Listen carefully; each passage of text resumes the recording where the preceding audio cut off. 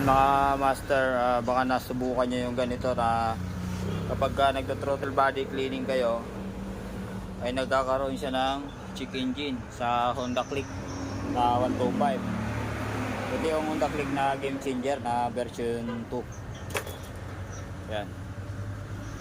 So meron siyang check engine, kahit na umandar yung mga master, hindi nawawala yung kanyang check engine, no? So ang gagawin nyo lang mga kamaster para mawala yung kanyang check engine dyan ay ganito lang. Unang-una, patayin nyo na lang muna. Yan.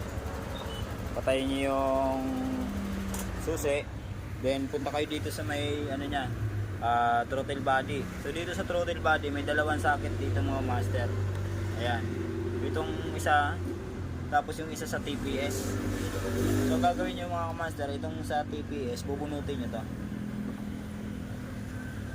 Yan, bubunutin nyo lang. Pag nabunot nyo ng mga master, ibalik nyo lang din kaagad.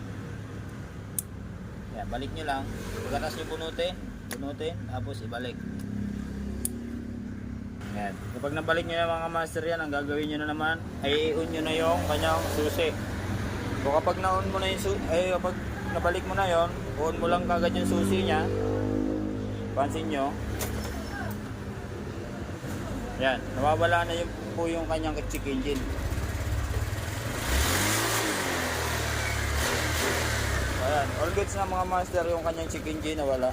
Pero lang mga master, kapag naka-encounter kayo ng ganito, huwag kayong matataranta, huwag kayong mawawala ng ano. Hindi kaagad, huwag mo kaagad ipapareset. Tatanggalin mo lang siya. Yung pangalawang socket, yung nasa TPS, yung kulay itim na yan. Yan lang. So yun lang mga master, sana makatulong sa inyo ang video ito. At maraming salamat and peace.